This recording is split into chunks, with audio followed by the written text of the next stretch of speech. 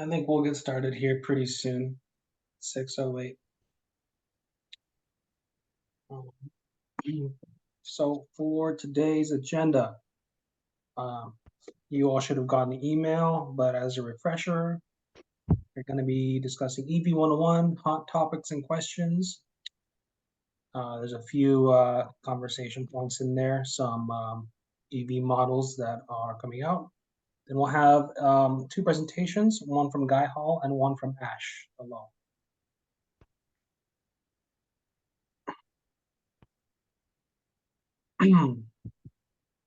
So I can probably share my screen here.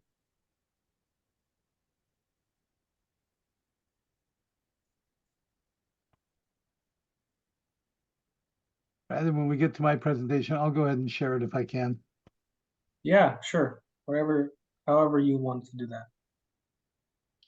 I'm just gonna put up the agenda on the screen. So Chris, is Cool Davis really cool today? Is Davis really cool today? Not so much. If you're inside. If you're inside, if you have all kinds of cool technology hooked up, maybe.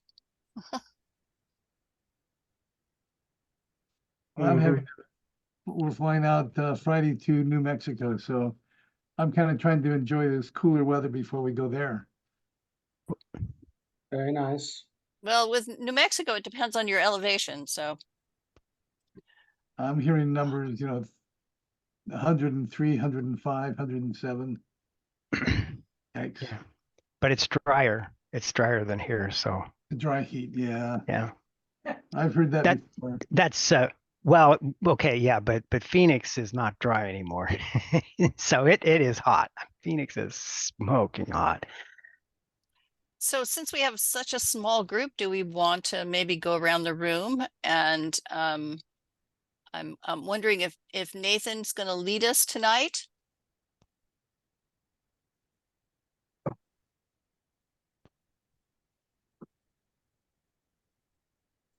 If you're talking, Nathan, we can't, you're muted.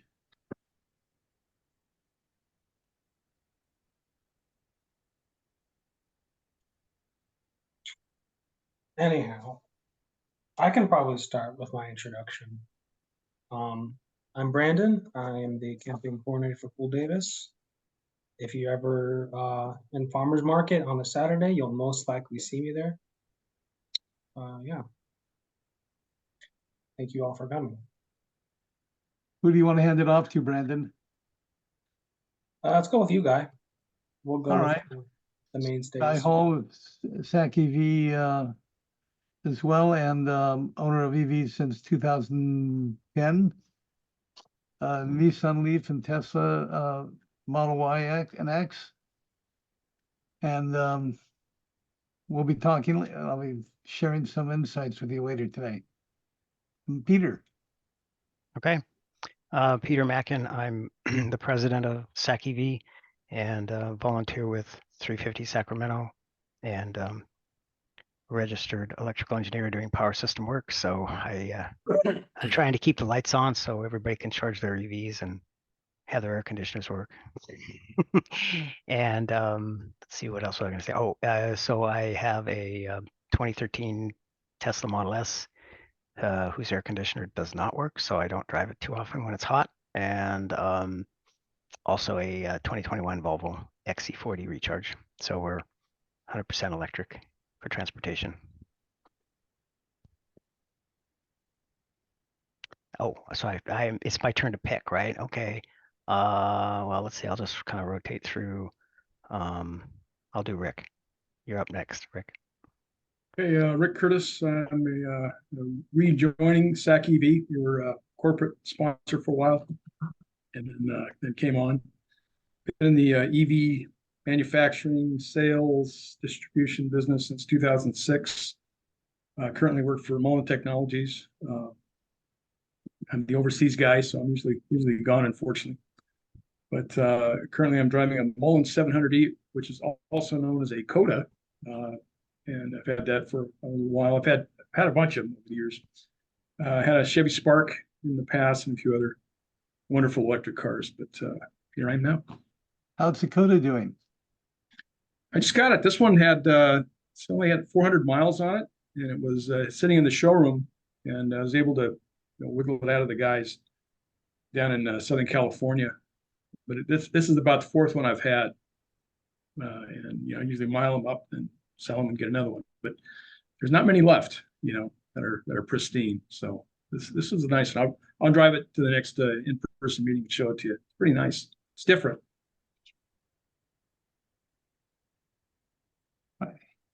Hand off to Tim. Hi, Tim Paulson. I'm in Davis and I have an Ionic 5 for a year and a half now.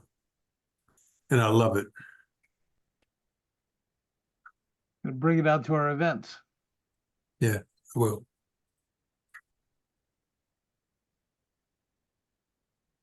My daughter's looking forward to the ID bus, and I'm interested in hearing more about the Silverado, the EV Silverado that's coming out. Or that is out.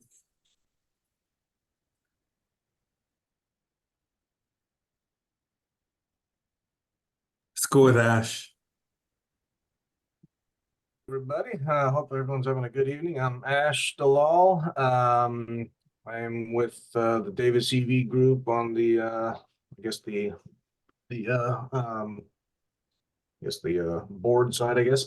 But anyway, I've been in the space since 1999 on the research and engineering side. So had my stake in a lot of different markets, a lot of different avenues, and pretty much any off-highway, on-highway application. The last 15 years, I think, has been a real, kind of big push now that we're finally seeing the demand. So, hopefully be a technical resource for everybody here, and look forward to today's meeting.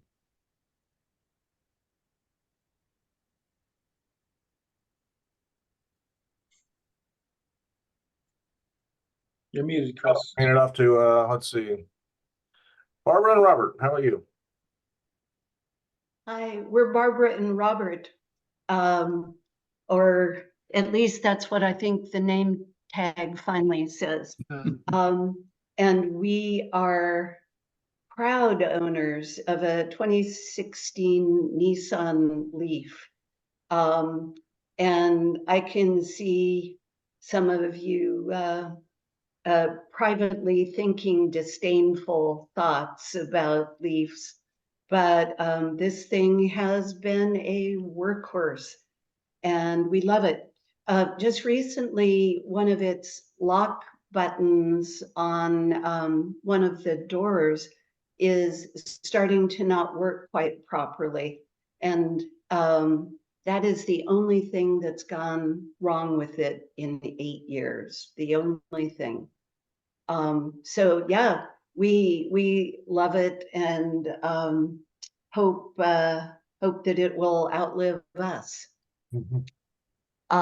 Let's see. How about John B?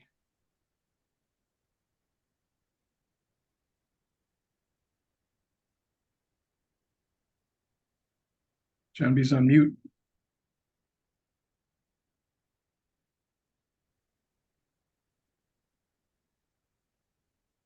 Let's go to Chris Granger.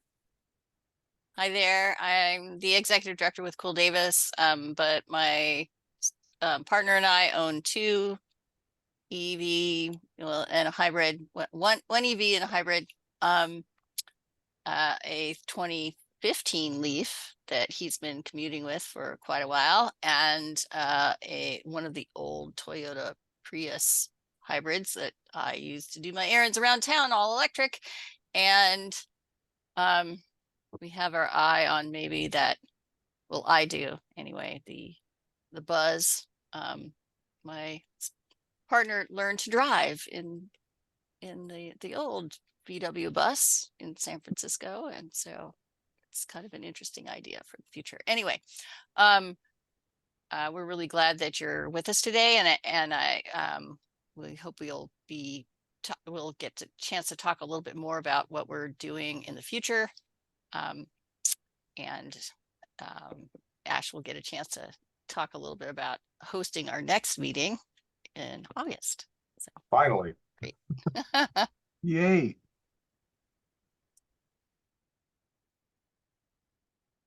And pass on to,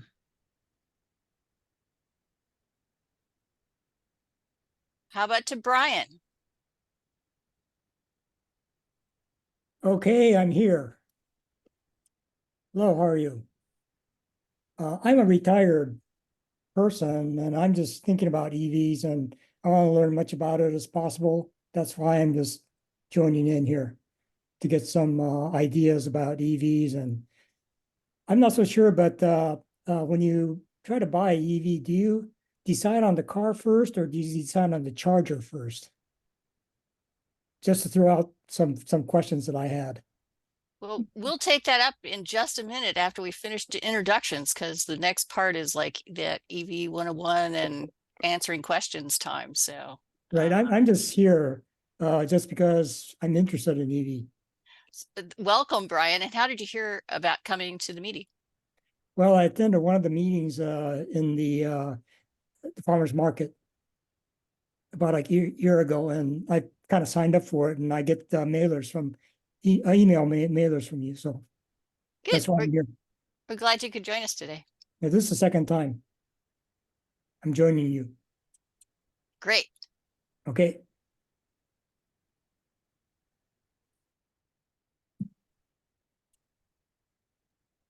Do I need to pick another person or yeah, go ahead. let's see who hasn't been introduced yet? Maybe Katrina. Okay, Katrina, you're up next. Oh boy. Hey guys. Happy Wednesday. Let's see if the camera turns on. I'm cooking right now, so you guys can see my kitchen. Yeah, so I'm Katrina. I work with DEVA here. I work with SAC EV. I work in the industry like for real life, working and like as a job. I recently started working now more with SAC Clean Cities, which is very exciting. And I think, who is it? Tim, I think Tim and I both have the same car. So we both have Ioniq 5s, right? So I'm very excited to have a twin in the industry or in the like road. I like looking for other Ioniqs and I was like, a twin, a friend, like look at them all. They're so cute together. So we should make a caravan one day and just like have a bunch of Ioniq 5s and it's going to be like powerful and like awesome. Because you see Teslas all over the place. Like, sorry, guy, sorry, Peter, but like Ioniqs, top tier. Like they're so cute.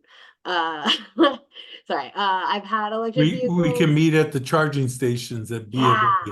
I'll meet you there. Actually, I just ran out of my EA charging 2 years. It's actually really interesting because it's totally changed how I want to charge my car now. Just like a mental switch. And actually, my dad and I have a conspiracy about EA charging right now.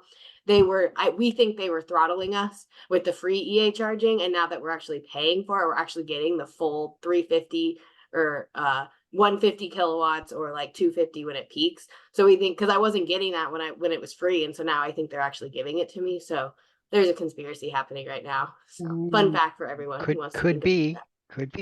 Yeah, I was like, dude, like give me my power. I got this 800-volt system. Like, come on. Yeah. Anyway, hey guys, I'm cooking and now the chicken is bubbling. So I'm sitting here actively listening. And what professionally, what is your role at the Cal ATC? Or Oh, so I work at CalStart, which is a nonprofit.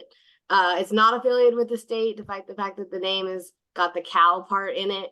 And I work primarily with transit buses and cool zero emission demonstration projects. But my technical title is technical project manager. So I hang out and send emails and play with spreadsheets and like do cool stuff like that, all related to electric stuff. So like it's so fun, right? So anyway, hey y'all, happy Wednesday. Thanks, Katrina. Katrina, Yeah, that sounds like a future presentation. it does. So who do we have left, Chris? I think just Nathan. Sorry, yeah, I'm here. I was just using the facilities. I'm Nathan. I'm part of the DEVA leadership team. I help organize the transportation farmers market pop-up with Brandon and Chris every third Saturday of the month. So this week, this Saturday, we have John's ID4 as a EV pop-up. So if you want to come talk about EVs or look at ID4, this Saturday is a great opportunity.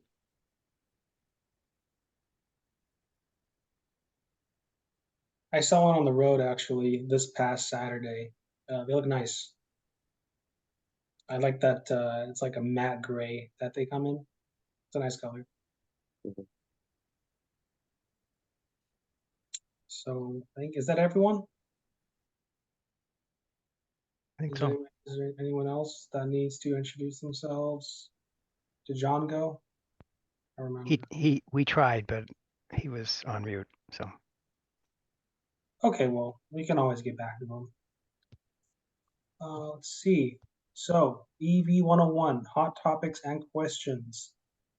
Kia, Hyundai Ioniq 5N, Tesla Model 3 refresh, Chevy Silverado EV. Those are the noted topics for EV 101, as well as Brian ES inquiries. But yeah, there's some new models on the market. Chevy in particular is coming out with their EV pickup to compete with the Ford Lightning F-150. So that'll be interesting. Yeah, that Silverado is kind of cool because it's got an option for folding the back down in the cab. So even though the bed's only like 6 foot, you can have 8 foot with the gate closed as long as you're only carrying 2 people. And get over 10 feet. What's that? With the gate open down, you can do Yeah, 10. 10, yeah. Wow. Although I'd make sure I had some kind of block just so the load doesn't slide out if you punch the accelerator too hard. Never Which do can that. happen in an electric vehicle, right? Yes. Yeah. So I think Brian had a question for everybody. Maybe we should tackle that one. Oh yeah, I put something in the chat. Yeah, I'm car first guy. I don't care what the charger is. I buy the car first because there's chargers for all of them, so it really doesn't matter.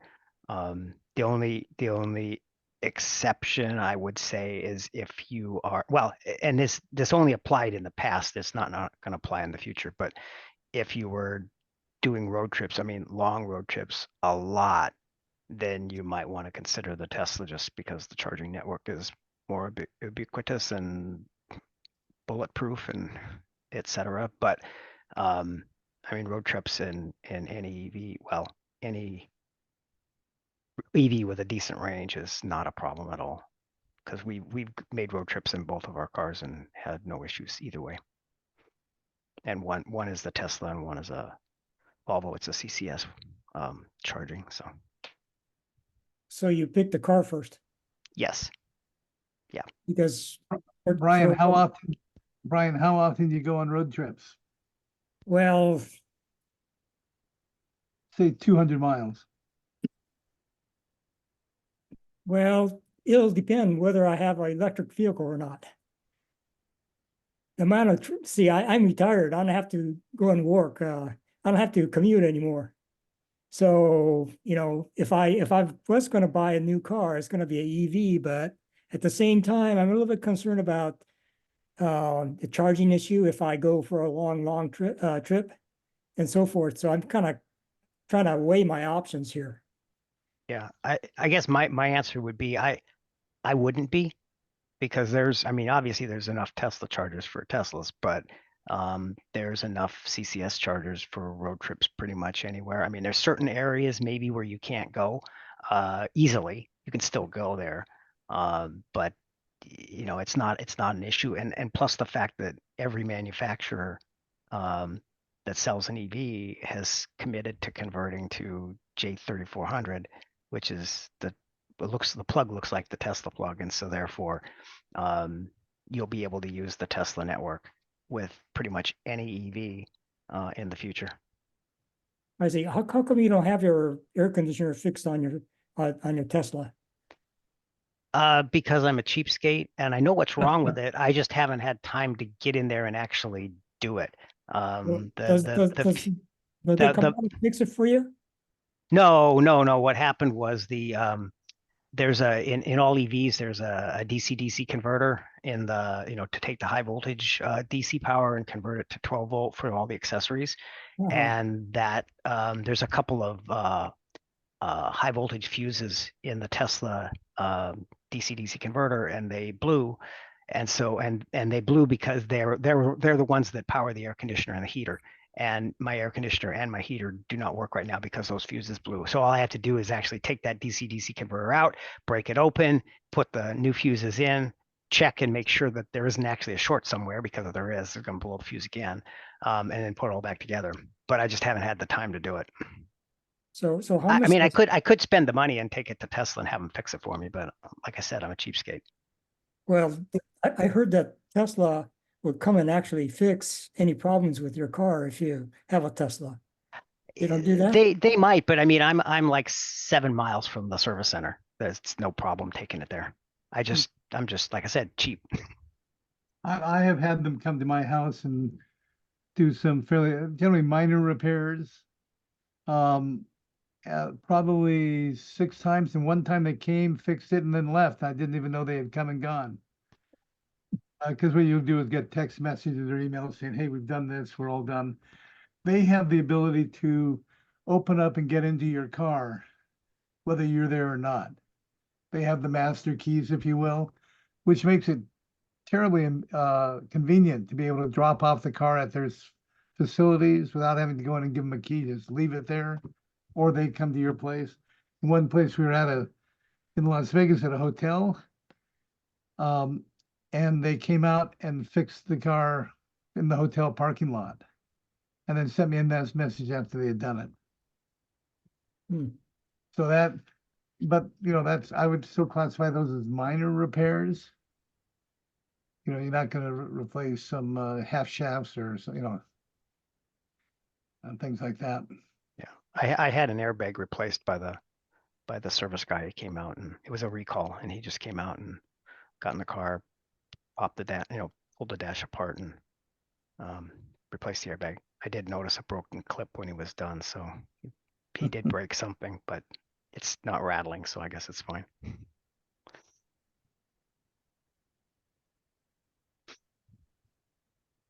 So what are your other concerns, Brian? Or questions? Excuse me? What is my other concerns? Yeah, what are your other questions related to taking the plunge there? Well, no, I'm just kind of weighing my options, and like there's Tesla and other EVs, and whether I should go with Tesla or other EVs and all that kind of stuff. I mean, there's new cars coming out, but like for example, electric pony, it seems as though, or the new Chevy that comes out almost costs $60,000. It's quite a money for EV, I thought. So it's something to think about. Well, we'll be talking, I've got some presentations on that a little bit later in our meeting that you might find interesting. Okay. Yeah, one thing, Brian, that I would say too about the cars is whichever, when you start narrowing down your choices, make sure you take the car for a very long test drive or keep it overnight if you can, because you want to make sure that you're comfortable with the user interface. Because Teslas are quite different from other vehicles. And so some people love it. Well, actually, a lot of people love it because they sell a lot of them, right? And other people just hate it. So if you're one of the ones that hates it, you're not going to be happy with that car. So you want to make sure that you're going to enjoy the car. If you spend a lot of money, buy one. So do you mean that they let you take it over? Tesla Yeah. sometimes will. Yeah, Oh, I really? don't know that it's a policy, but I think if you ask them, you might be able to keep it overnight. I see. All right. Thank you. I mean, I can't promise that, but maybe. I have heard of that, yes. I would also suggest, Brian, if you're okay with used EVs, there's some really great deals on used EVs now. The whole market has been going down, so you can find some really good bargains right now. Mhm. And there's a tax credit. Don't forget the tax credit. $4,000. Any used EV. As a used EV owner, both of our cars. I highly recommend that as a strategy for, the other thing that you get is you get all this owner experience of those vehicles. Here in SAC-EV, there's lots of people who can talk to you about the cars that you're looking at.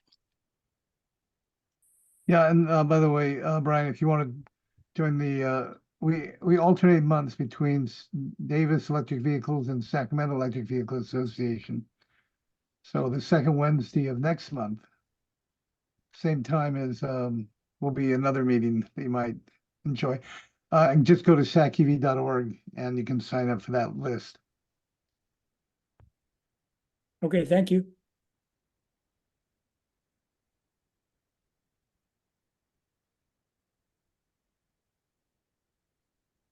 Are we ready to move on to our presentations? We could. I actually pulled up some of the web pages for the Ioniq 5N and the Silverado. We could take a look at that because I just saw the Silverado feature of how it goes back. It's actually really creative. Sure, go ahead. Can you all see the screen? Mm-hmm. All right, so check this out. It's got a bit of a different look from the Lightning. Some specs, and right here, this middle screen is how they do it. So the seats go back or go forward, I mean, which is interesting. Yeah. As well as the interior, four-wheel steering is always great for a utility vehicle. I would say if anybody ever wants an electric pickup and they're going to be towing very often, right now I think the Silverado is the only way to go. Oh yeah, Because it's not only it's got a long range. Is it a plug-in hybrid as well? I think it is. Am I mistaken on that? The Silverado EV is pure EV. I don't know EV. if they make a plug-in hybrid or not. Okay, but it's got a huge range. There was another pickup that is a plug-in hybrid, and that would be a candidate. Max capacity of 10,000 pounds. Yeah, because you can lose half your range by towing easily. Yeah, I would say if you're towing a 10,000 pound trailer, it's probably more than half. Yeah, those things that you get a huge amount of air drag and plus the extra weight. It's hard on the range. Hey, not if you're going downhill. Well, true, but usually you go downhill, you got to go uphill, especially if you live here. Now, if you lived in Truckee, you could go downhill.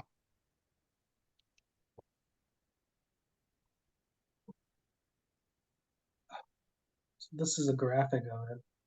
That's pretty cool. Huh. Okay. So yeah, that's a Silverado. Mm-hmm. And also I wanted to show the 5N. Yeah, it is pretty cool, Katrina. Not good. So I like this this okay. marketing. This is fun. 5N starts at 66, 221 miles. That's a bit iffy for me personally.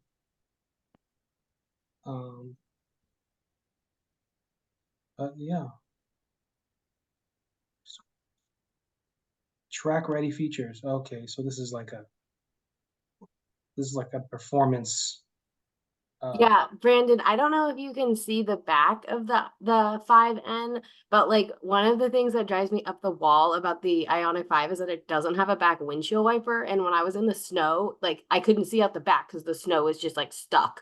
So I don't know if you can see the back of that one to see if it has a back windshield wiper, but I am so annoyingly pro back windshield wiper. It's like not even funny. I'm about to like go to the Hyundai dealership and be like, please just put one in. Like it's so frustrating.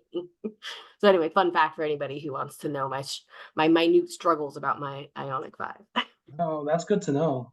It's I think that's pretty important. Yeah. I'm amazed at the horsepower. Wow.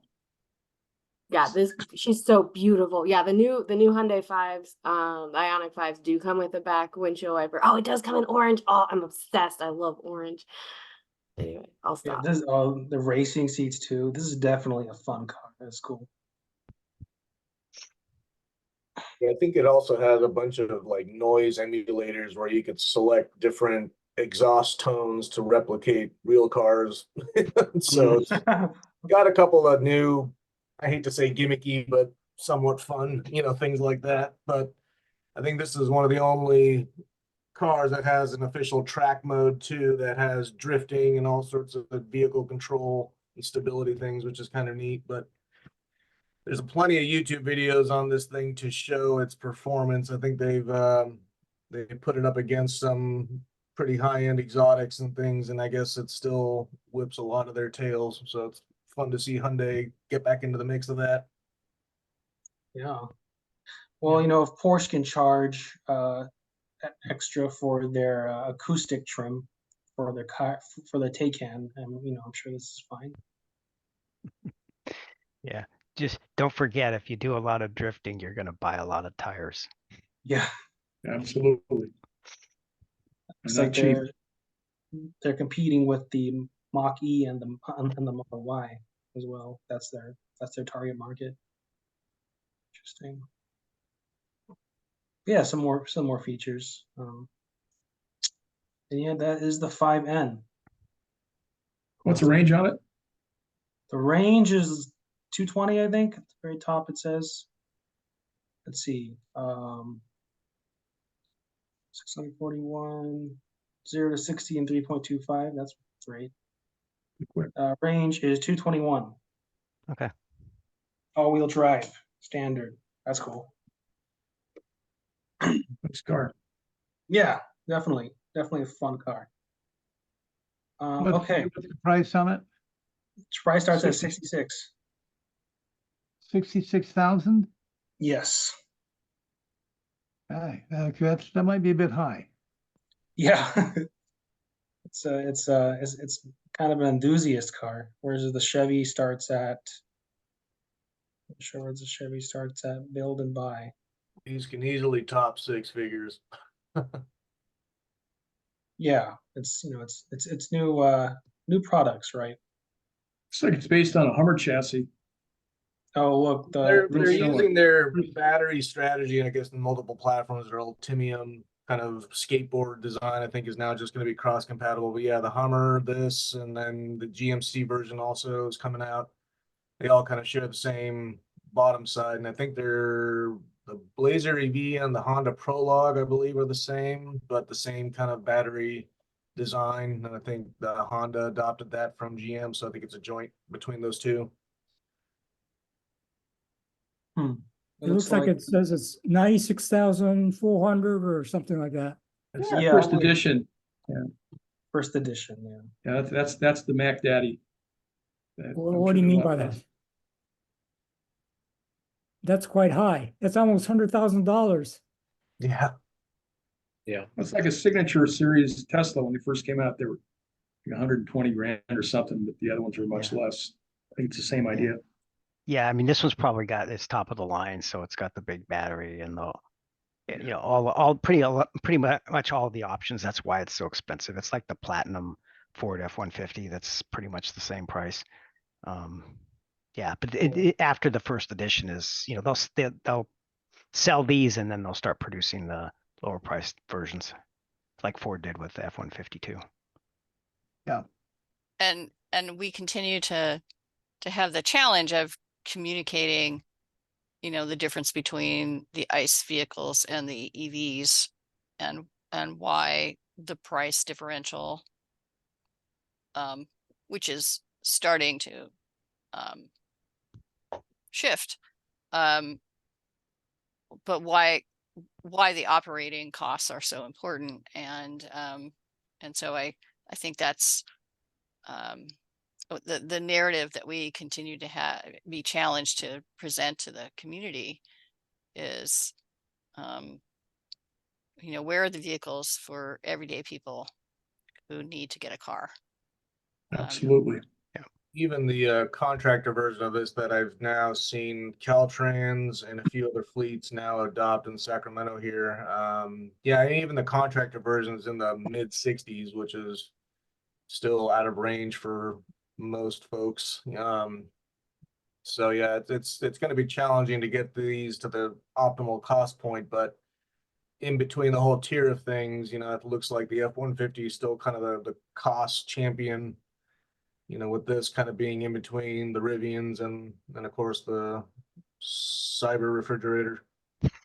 The doorstop. The doorstop, yeah, the wedge. Yeah. But what you can be pretty sure of is the prices are going to be coming down reasonably aggressively. And I get to Yeah. talk about that later too. I just have one question here. How much does one of these truck weigh compared to the regular Silverado? Is it much This is heavier?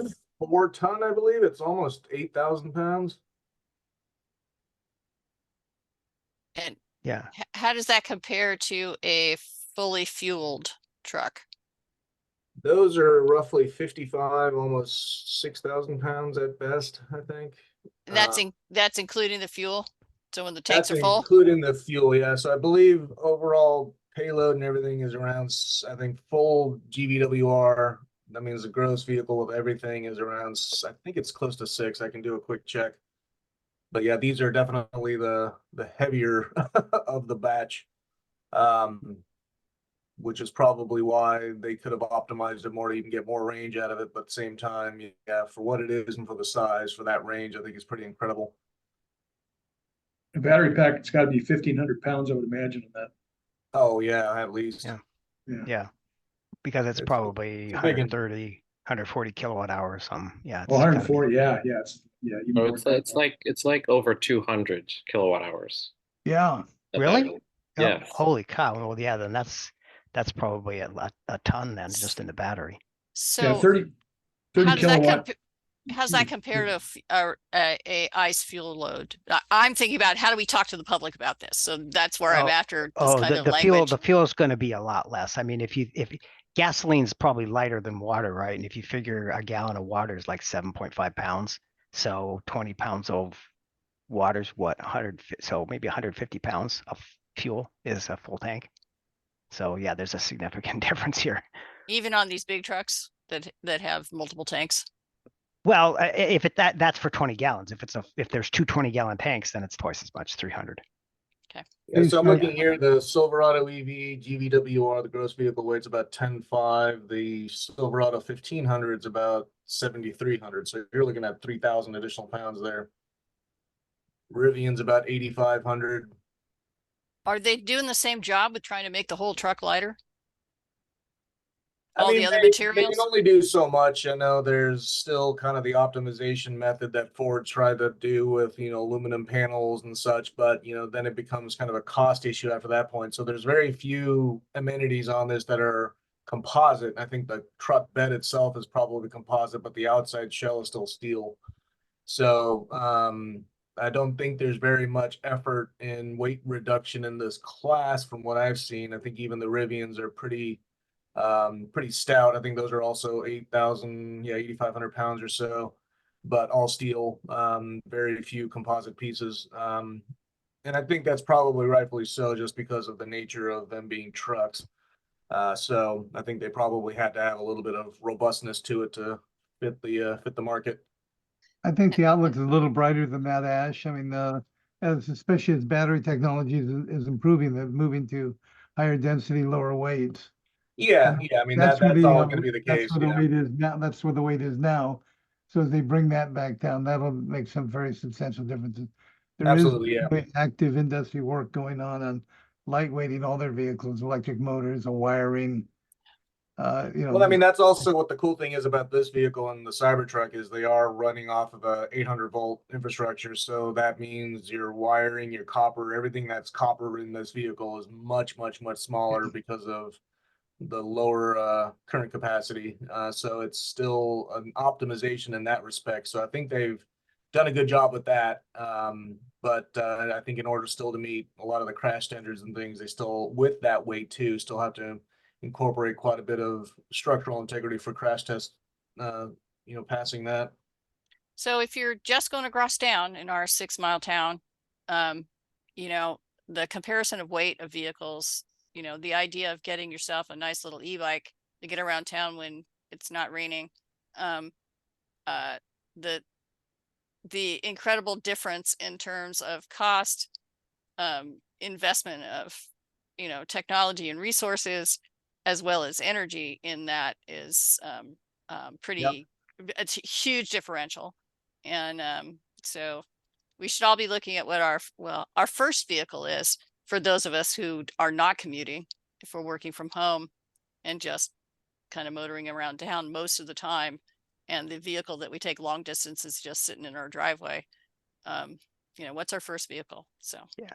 Well, yeah, I mean, we should encourage everyone to buy the car that meets like 95% of their needs, Yeah. and rent for the rest. There's no, it seems incredibly silly to me to buy a F-150 and then just drive it 7 miles to work as a commute vehicle every day. I mean, Mhm. and then just use it once a year to tow a trailer to the lake. It's like, okay. But yeah, I mean, but there's a lot of considerations. People think, oh, well, the bigger the vehicle is, the safer it is, blah, blah, blah. And so they Well, buy these monsters. different households have different needs, and Yeah. but that's what we need to be sharing with people. Is Oh, there's yeah, lots yeah. How are we there's a doing huge time? range of options now.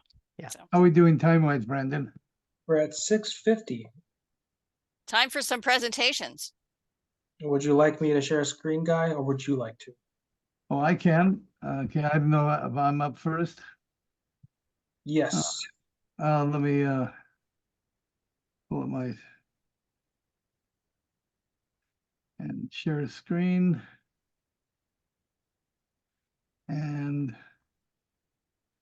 okay, I think you're good. We're good there, right? Looks good. All right. I'm going to talk about the market, but I want to quickly just recognize a lot of the work that's gone on at Cool Davis and DEVA and SAC EV over the last couple of months about the number of EV events that have been going on. I mean, there have been just tremendous number of cars being displayed and shown where owners bring their car and share their personal experience. So I really think that's done a phenomenal job across the region, including a reading of a dragon-powered school bus to kids at what is it, near the park, Fairy Tale Land. Like public reading, we had a Rivian, I guess, there in Davis. I think was that. Oh no, that was Sac State. So all very good. And we got just a heads up. There's still a one coming out next month. I mean, in August, I think. Shortly before the next DEVA meeting, there'll be one a ride drive. Now, those who aren't familiar with Smuts Ride and Drives, they actually do provide like 7 different cars where you can actually take out test drives. And that's important because if you think of going to do test drives at a dealership, it's like a half-day affair per test drive. Paperwork, delays, chatting, it just takes forever to do a test drive. They've got you there. They want to hold you there.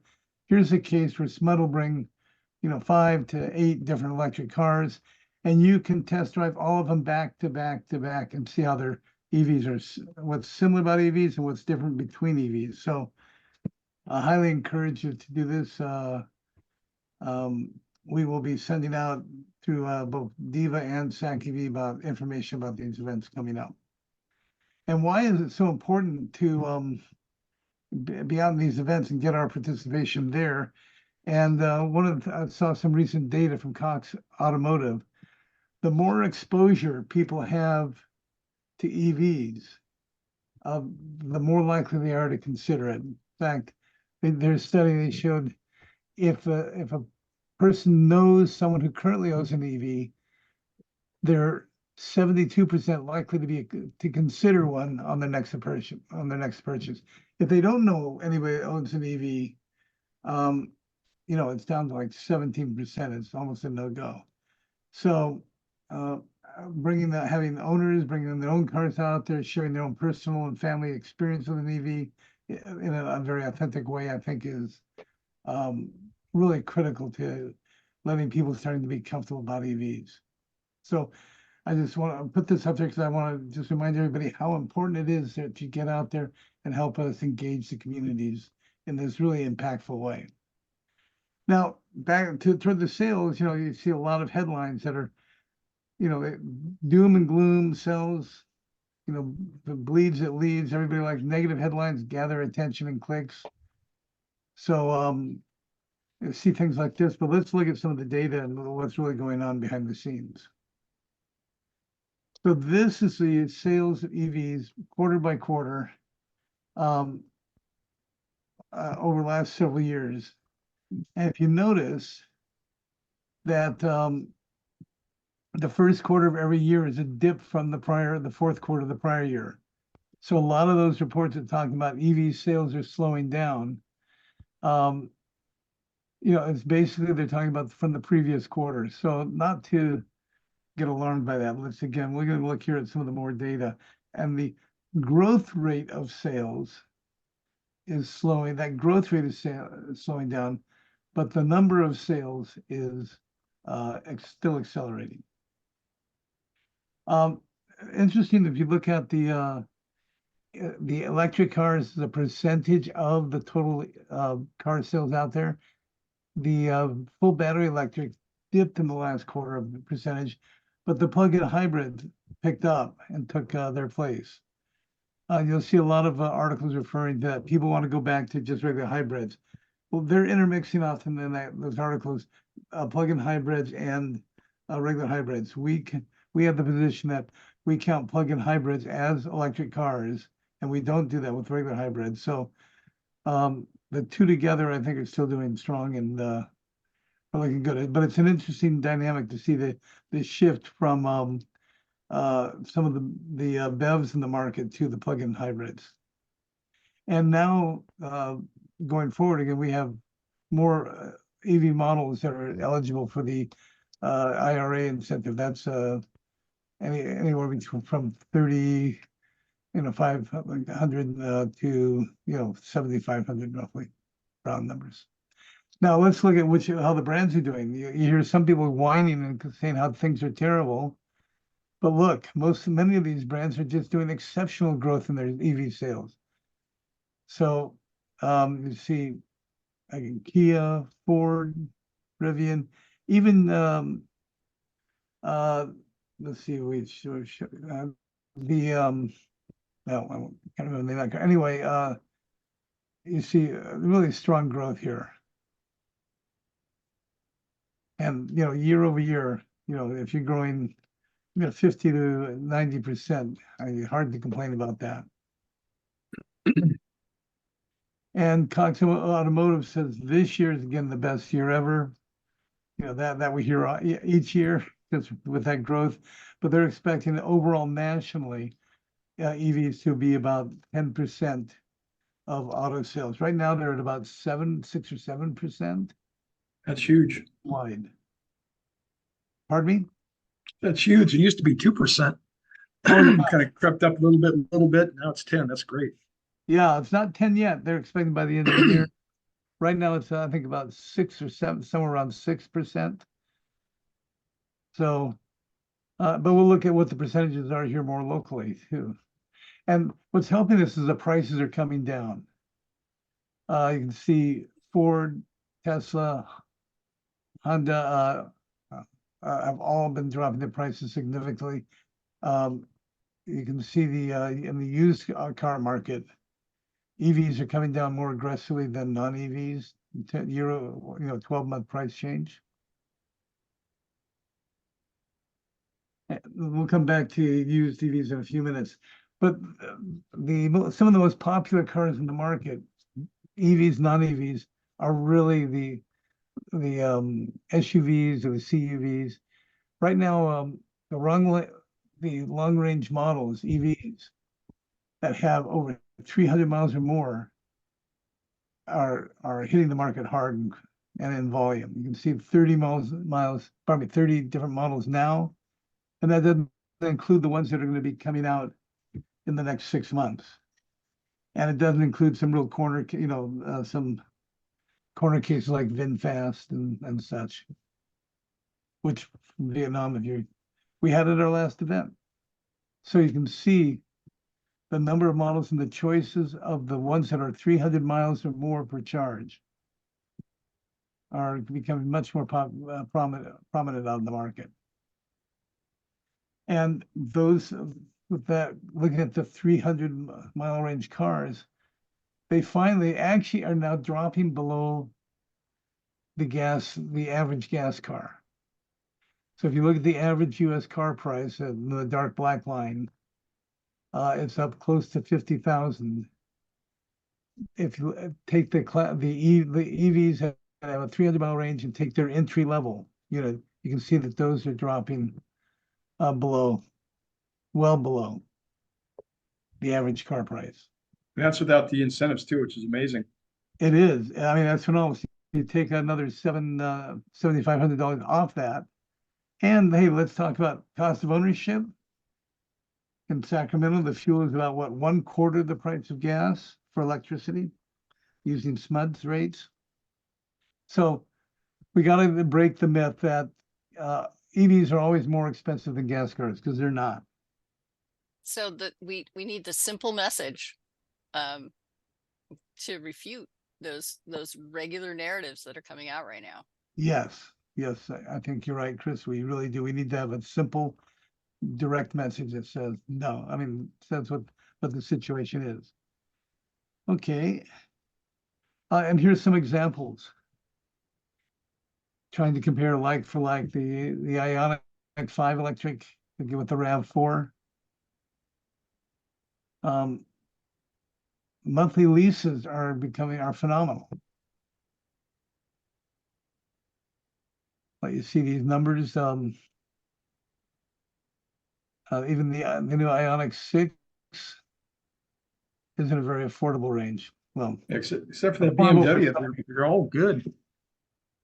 Well, the BMW and the Toyota are gas cars, so we're trying to show them as comparison. Yeah, but the lease payment's not attractive either way. We need to print your slides to have at the farmer's market. Great. These are from Bloomberg, except I added the bottom one. I just saw an ad on that. And some of these are, there's special deals that the auto manufacturers are offering, and those sort of come and go. So you can't, you might miss one, or you might, encounter one. So it's a little difficult to try to get a standard long-term number. All right, so thinking about sales,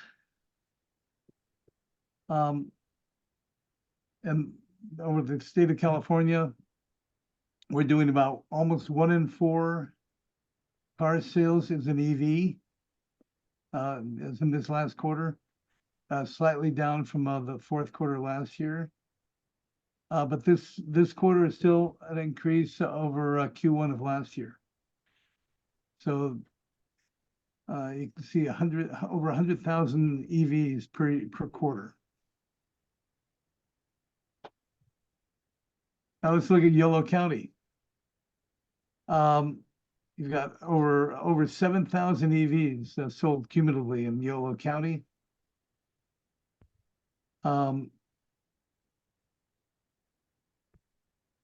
if you look at cumulative sales so far to date, that's again over 7,000. And I think I've got, last quarter, the first 3 months of the year, with 425 EVs were sold in the county. And you're running a little shy of the state average. You're around 23%, but still close to 1 out of 4 cars. But the numbers for Davis are substantially different than the averages for Yolo County. Yeah, I didn't have the time to be able to take it down to Davis, but that would have been fun to do. That's our job. So, All right. Let me know what the answers are. All right. And so what, the sales are growing up, and there's a lot introduction of a significant number of new vehicles. So looking in Yolo County, the cars that are kind of newer on the market that have been sold, I tried to pull out of the sales data, ones that were new and were actually being sold in Yolo County. So these are those numbers. I mean, 6 Cyber trucks, you'll start seeing them driven around. You certainly can't miss them when they go by you. I was impressed that the Silverado EV is at 23. Do we have one of those in a contact of one of those owners, Chris? Do you know? what's the question? Do we know an owner that has a Silverado EV? Not yet. Well, there are 23 that have been sold. Maybe we can get one. There are so many. I feel like I need to now stand in a corner with a Cool Davis card saying, please join DEVA. Hold a sign, yeah. Right. Because you see them when you're wherever you are in town, it goes by and you're like, oh, shall I run down the block and talk to that owner? I have chased numerous cars down when I've been driving by, when I did a U-turn and follow them down to wherever they stop, and I got to first, make them feel a little bit more comfortable with me having chased them down. But I think those 23 might not just be in Davis, though. Okay, I think the Chevy Silverado is going to be a very attractive vehicle for a lot of very a lot of diverse agriculture, you think? a lot of people who like trucks. I'll just put it that way, and that's not.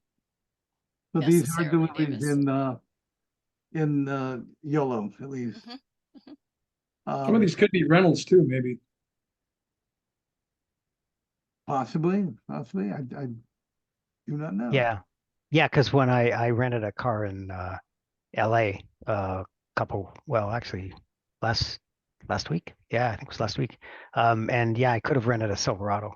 And I was like, no, That's I don't interesting. need something that Oh, big. come on. So the airport rental is in Yolo County, and we have Enterprise in Davis. I don't know if they have Silverados on their menu, but Yeah, that'd be cool.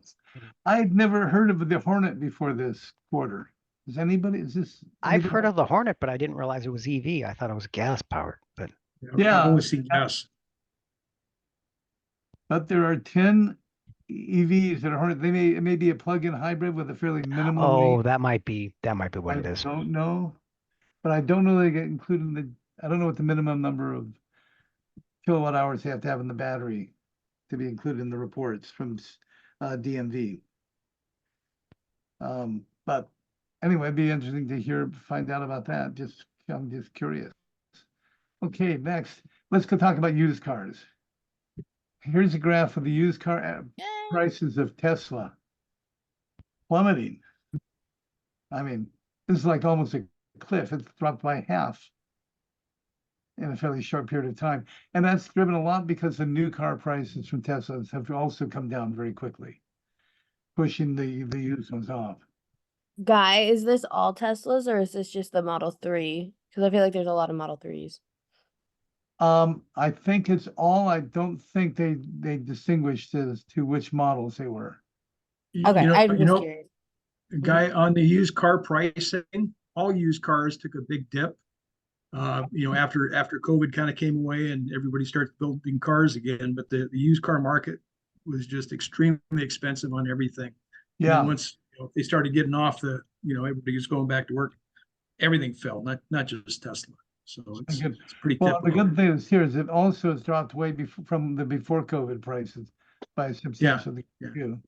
Yeah. But so this is like now if you're a car rental company and you want to sell your used rental cars, this is terrible news. This is the I think it was budget dumped a bunch. Cloud. Yeah. I mean, it's also possible that the fact that the rental companies were dumping a bunch of their cars might have helped depress the prices too.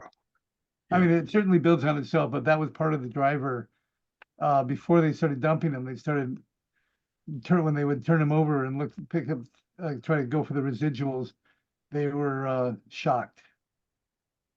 So, and that then accelerated. They said, well, we got to get rid of more and more of these. We can't keep doing these.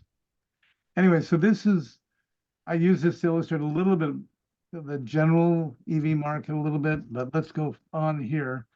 So good news is the big fear we had about used EVs, especially in the past, battery life. I mean, if I to buy a used car and I have to turn around a used EV and I have to turn around and replace it with a $25,000 battery, which was never the right price anyway. But the survey that was done, it was someone of Cox, I think. But anyway, by model year, you can see the battery failures that require replacements are down very, very low. And most of those are still within the warranty. Yeah, most of those were Leafs. They had a problem with a lot of guys supercharging those things when it was hot twice, and so it's supposed to have been done once. I was a Leaf dealer back in those days, and some of the places that were getting them off lease, like Arizona, you just didn't touch them because all the batteries were problematic. They were cooked. Took care of them. It wasn't such a big deal, but and they had a particular challenge because they did not have a good battery cooling system. Yeah, exactly right. So they've gotten the OEMs have gotten better and more knowledge about how to keep the batteries cool, how to manage the charging cycles so they don't overheat them and so forth. But anyway, so that's Guy, good news as a used car buyer. So Guy, this would be really helpful if you put your source on this, because again, this is like a primary question that you get every day from people who are. It's in the notes. I'm pretty sure it's in the notes. Okay. But if it's not there, let me know too. I'll look, but if I forget to look, let me know if you can't find it. All right. And there's other things going on that kind of reflect what's going on in the market. Mannheim, I don't know if you're familiar with them, but they're a big auction house. So when the cars go into dealers as trade-ins, they often will go to the auction house. Some will buy them and then take them to a used car lot, actually, or new car lots also.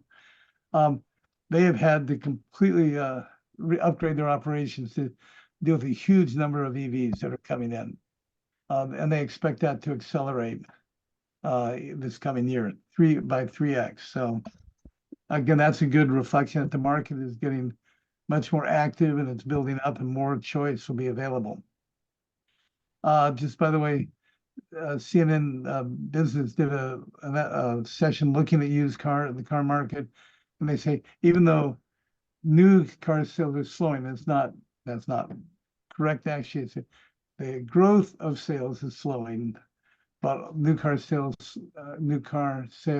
sales are not slowing. But anyway, used car EV sales are ramping up much more aggressively. And I think we've talked about this in prior sessions. There is as Peter mentioned earlier, a $4,000 incentive by the IRS as part of the Inflation Reduction Act. And that requires that you buy the car from a dealer. And not every dealer. Pardon me? You got to be certified, and then they also there's income cap also. Absolutely true, and turns out a lot of used car dealerships don't like opening their books to the IRS to do the appropriate registration. Yep. And their IRS is working on improving that process, but a third party sort of stepped up and say, we will be the dealer. You sell it to us, we'll turn around, and you bring someone, you sell it to us, we turn around and sell it to someone else right there as one almost, I don't want to say one transaction because it isn't, but at least it's one overall deal. And we'll take a little cut, a very, very small, I don't know, $75 from each, something like that. And the buyer can get roughly up to a 30% incentive back from at point of purchase, at that point of sale. Yeah. Not later, but when they buy the car, they get a 30% off. So this dealership that is working nationally on the web you give the car to them and say, this is Bob's gonna buy the car. Bob pays him 75, we pay him 75, and those are rough numbers. And it then becomes legitimate through the Key Savvy dealership. And my Thomas, my son, sold his Nissan Leaf last couple of weeks that way. So we have a story. That's really Yes. helpful to be able to share that with people, because people really want to know that it's a legitimate thing if they're dealing with Yeah, something we'll see. kind We'll of get out there on the web. to write that up. I give it a little. I mean, at least some bullet talking points for it. A new discovery. I mean, I had no idea. I knew that when you wanted the HUV lane sticker, new car, you get it, put it on. It's good for a certain period of time. Once it expires, that's it. You only get it once. Well, not exactly the case. Not exactly true. If you have a lower income, you can apply for a renewal one time, but a one-time renewal for that sticker to allow you to drive in the carpool lane. And so if you're selling a used car, even if you had the sticker on before and it's expired, your buyer can apply and get the sticker. Wow, that's really cool. Yeah, you yeah, I sort of was start shocked. to I went back combine- and double checked that, and it is true. Yes. That's very cool. All right. And then another thing is, did we have recurrent came on one of our, I may have been it was a different meeting, different group. Recurrent collects data and lets you register your car with them, and they'll ping your car and check your battery health. I think up to 3 times a day. But what that means is when you turn around and sell it, you can get a battery report from Recurrent, giving you the buyer some confidence as to the state of the battery. I'm gonna interrupt here, Guy. So we're at 7:15. Could you wrap it up in a few minutes so that Ash can present? Okay, I just got a couple slides and I'll run through them quick. All right. All right. Just switch to chargers in the region. We've got over approaching 1,000 chargers at over 150 plazas. You see YOLO's got 66 of the chargers, that DC fast chargers. And there's a lot of investment going in to continue to build out the charging network. And as we were talking before about all the manufacturers switching to this the Tesla standard, the J3400. So that's really good.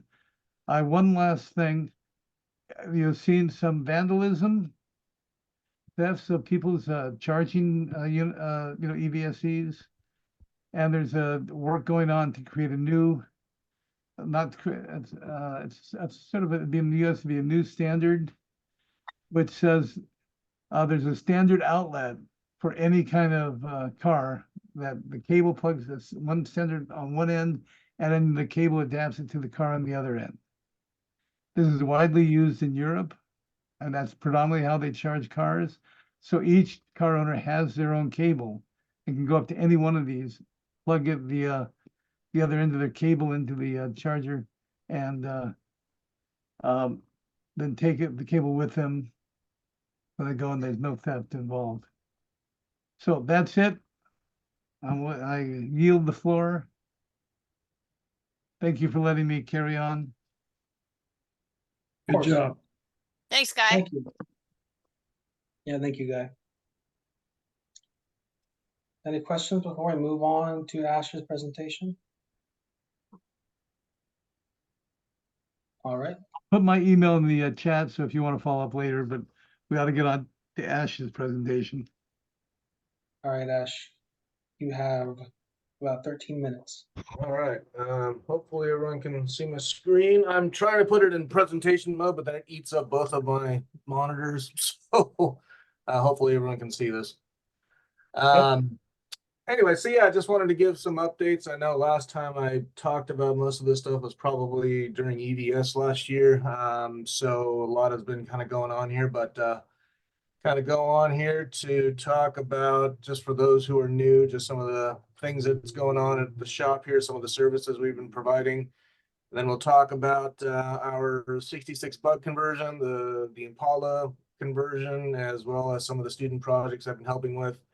And then some of the workforce development updates from the CMC in Sacramento here that hopefully we can all take advantage of at some point. But move on. Again, this is sort of, again, some of the stuff that they've been helping out with, a lot of the MATLAB and physics-based simulation work, for some of the companies. I think last time we had talked also, I was working with Zeus Electric Chassis, and they finally have released their second generation vehicle at ACT, one of the big trade shows for the off-highway and kind of medium and heavy duty fleet electrification and advanced clean technology, I guess is what the acronym is.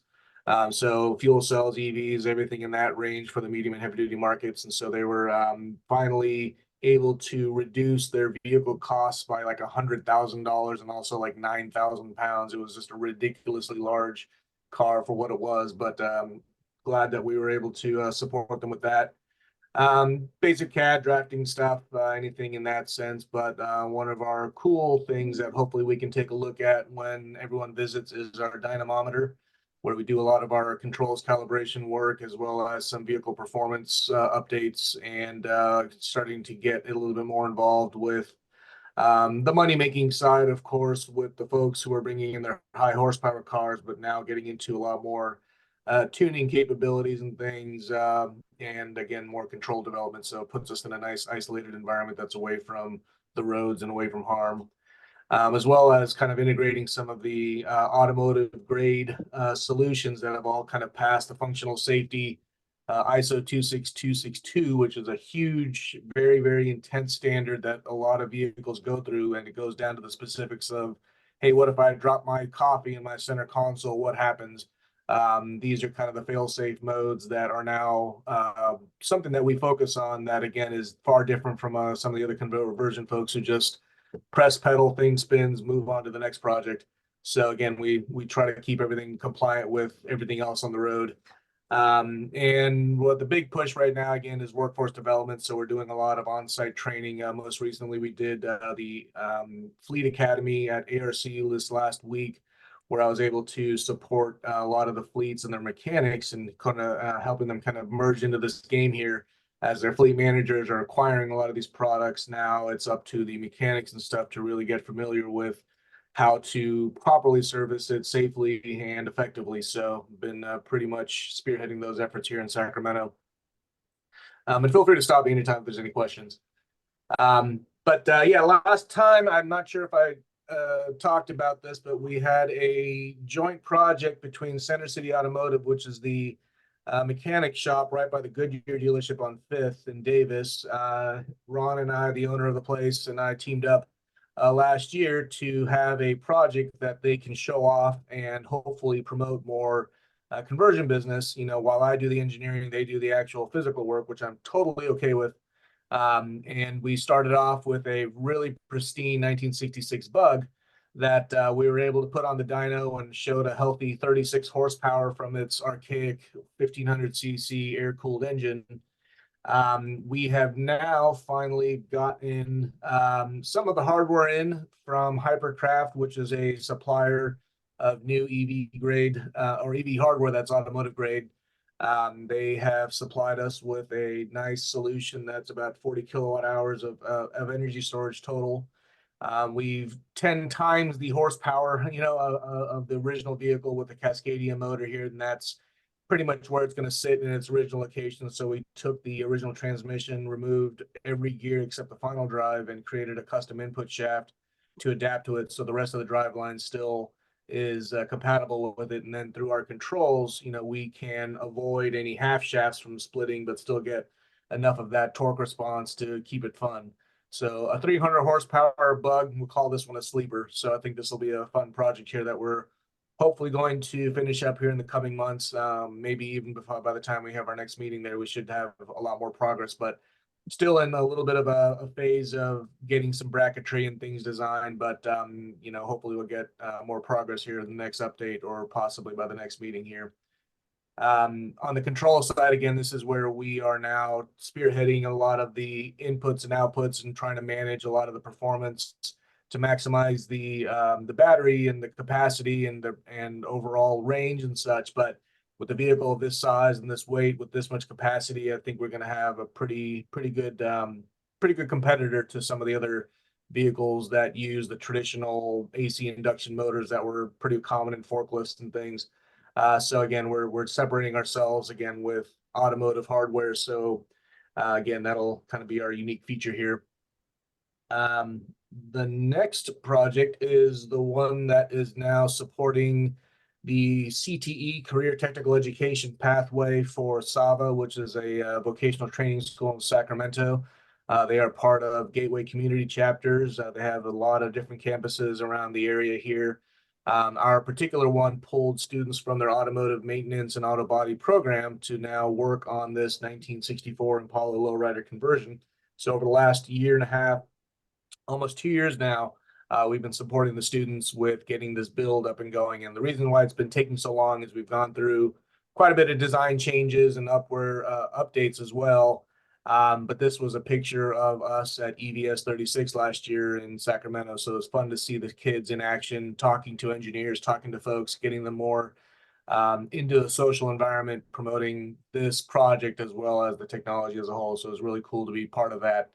And also for myself, coming up with an entire curriculum to set the stage for their green energy pathway using radio controlled cars as an example. So the kids actually get to race and have fun with it and build something, but in the end, learn more about motors and batteries and stuff through the RC hobby. So finally get to write off all my assets, to my CPA now. So it's a good thing.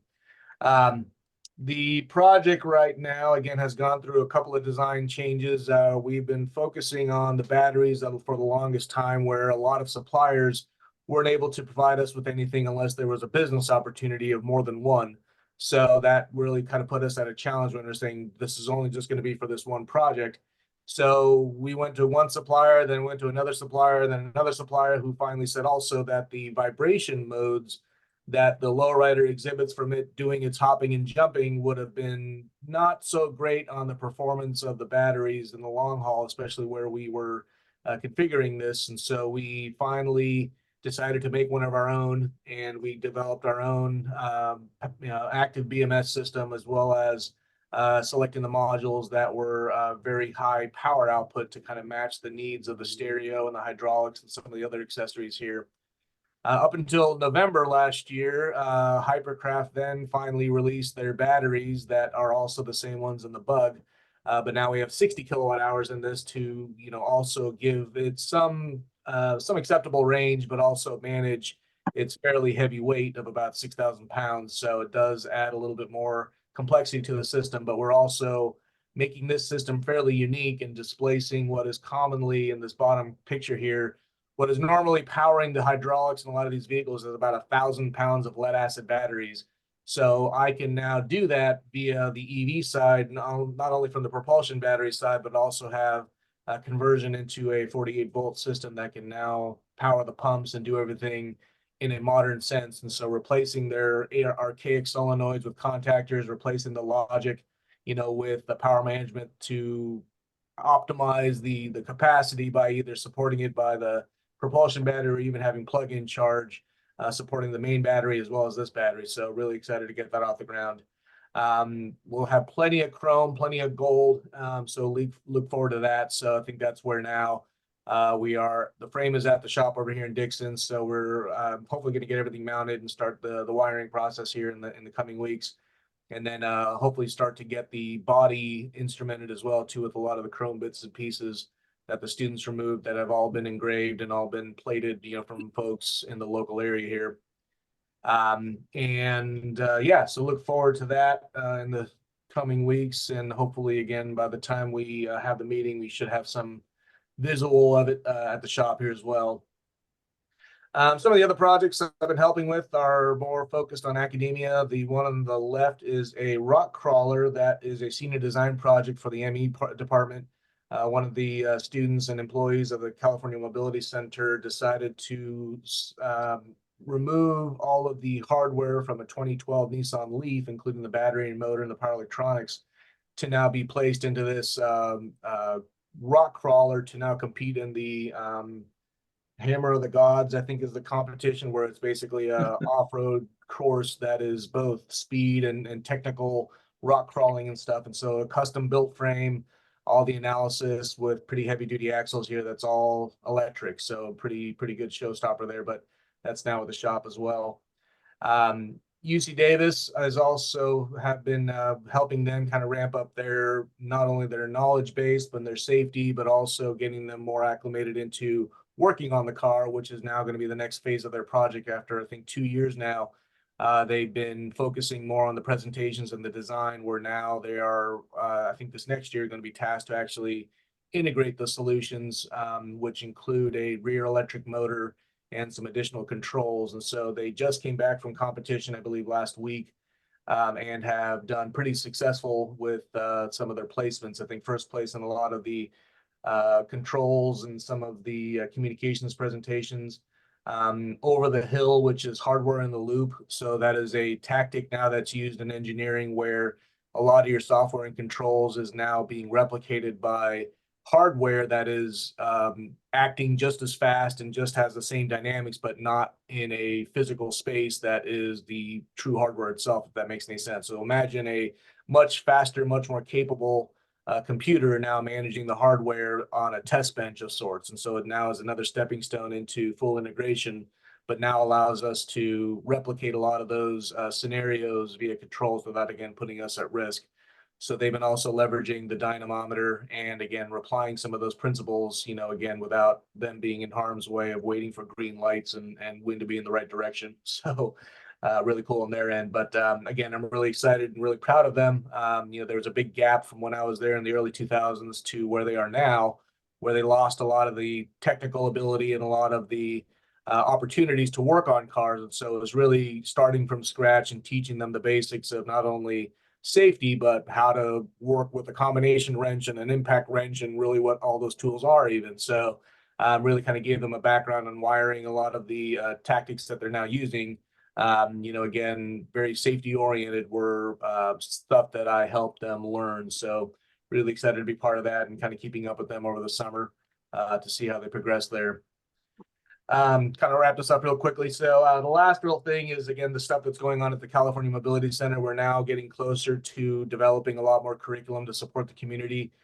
There is a new company in Sacramento called Charger Help that is now focusing on EVSE maintenance. So I'm going to be teaching a lot of the curriculum and helping that company progress into more training for their employees, and also things to offer the community there to ramp up the grid resiliency factor, which is also under that 2035 rule. So really excited to be part of that. And then Spark, which is another company emerging here in Sacramento for a small battery manufacturing line that they're also going to be doing there too.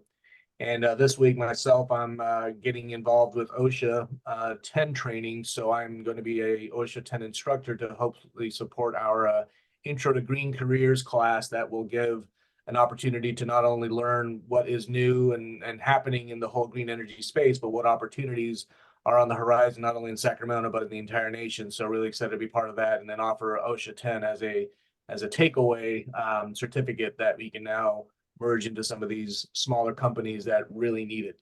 So really excited to be at the forefront of that. So that's the day job, and the night stuff is still continuing on. So if anybody's ever in Dixon, hit me up. And then we'll definitely look forward to having everybody in the coming months here at the shop. Can Here's my you contact information. maybe text what your email or your physical address is? So Yeah, let me put that in the chat.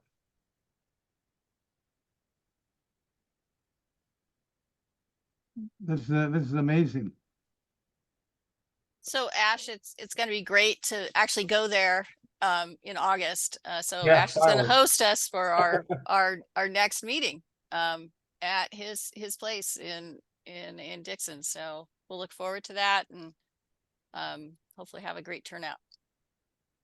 Yeah, if you can stop by, I would definitely recommend it. That sleeper buggy looks really cool. Ash.